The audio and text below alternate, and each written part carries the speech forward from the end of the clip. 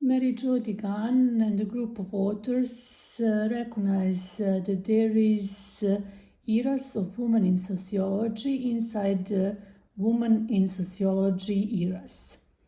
First era is founding sister professional definition era from 1840s to 1890s. Golden era 1890s to 1920s, founding sister in the dark era of patriarchal ascendancy 1920s to 1965. The contemporary era, the battle of women's equal opportunity in sociology, was from 1965 to 1999. From 1965 to 1990. In contemporary era, 1969 Sociologists for Women in Society was established, and first woman was elected president of ISA in 1948, and second one in 1973. Afterwards, Supreme Court, 1989, struggles for permanent place for women professionals in sociology. Founding sisters had changed the relationship toward the female sociologist, and Sociologists for Women in Sociology publishes books and journals and helps affirmation of female sociology. Contemporary American society involves presidency over women, over the ISA, American Sociological Association. Female sociologists were not invisible, they were simply written out of the sociological history, even though they were famous public figures and public professional sociologists. Lingerman and Brantley, 1998, stated that the disappearance of women founders in sociology is connected with discrimination in regards to race, class, and gender. In order for academy to become place of affirmation of only white male sociologists, who ordered for women to disappear in the retelling of sociological history. In order to understand ecofeminism in sociology, it is necessary to involve theoretical knowledge of two famous female sociologists rarely mentioned in sociological textbooks such as contemporaries Charlotte P. Gilman from 1860 to 1935 and Caroline Bartlett Crane 1858-1935. Ecofeminist pragmatism of female founders in sociology as a source of woman empowerment in academia and society. Her Land and With Her in Our Land is Gilman's saga written in order to give explanation inside the intersection of ecofeminism and feminist pragmatism. Deegan and Podeschi stated that Charlotte Perkins Gilman was forerunner and perhaps a foundation for contemporary ecofeminism. The theory of this professional female sociologist is important for distinguishing of ecofeminist pragmatism, eco-pragmatism, and environmental pragmatism.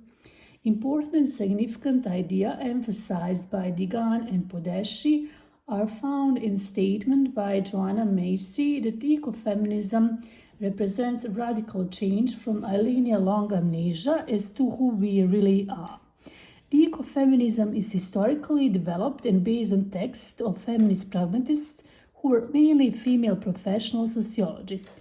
These writings are rarely mentioned in traditional sociological textbooks and involve writings and documents from historical period in between 1890s to 1930s. Gilman's saga, Her Land and With Her in Our Land, is a powerful exploration of gender relations, which also includes commentaries on nature and the human relation to nature. Society that is consisted only of women with balanced approach and between woman and environment is Her Land. Ellador is the main protagonist of this tale, and she travels in part entitled With Her in Our Land. Unlike the life in Her Land, in this travel, Ellador experiences the deconstruction and destruction and based in patriarchal organized society where females are dominated and controlled over by males. Patriarchy is central to understanding the domination of women, races, and nature due to the patriarchal drive to conquer, master, manipulate, oppress, and exploit what is feared and seen as powerful.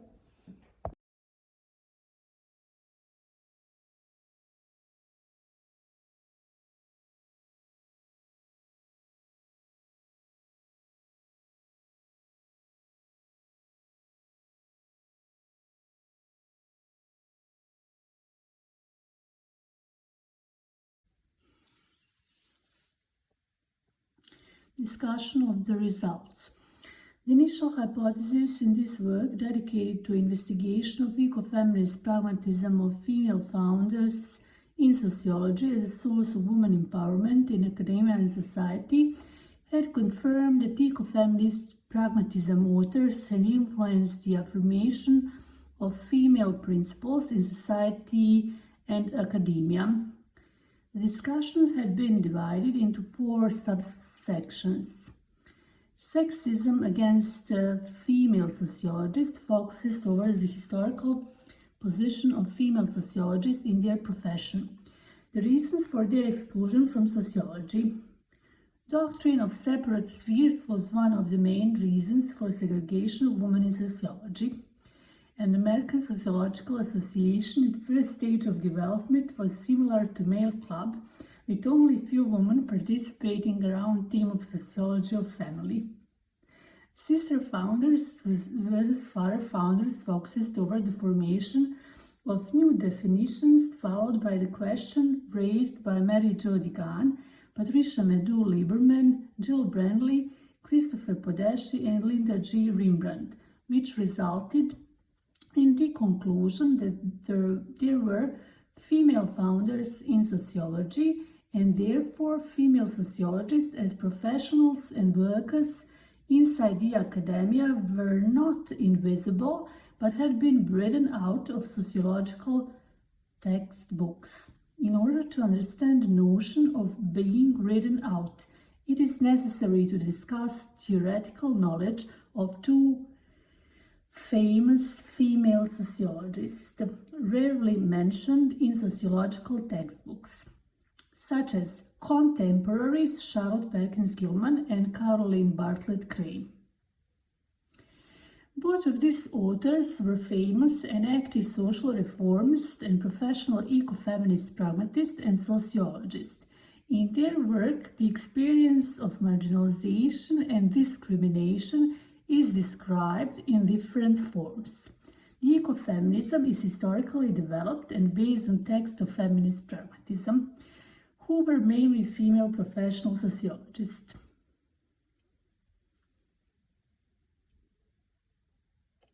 Beck and Beck-Gershon, 2010, stated that the female educational liberation happened from 1960s and on.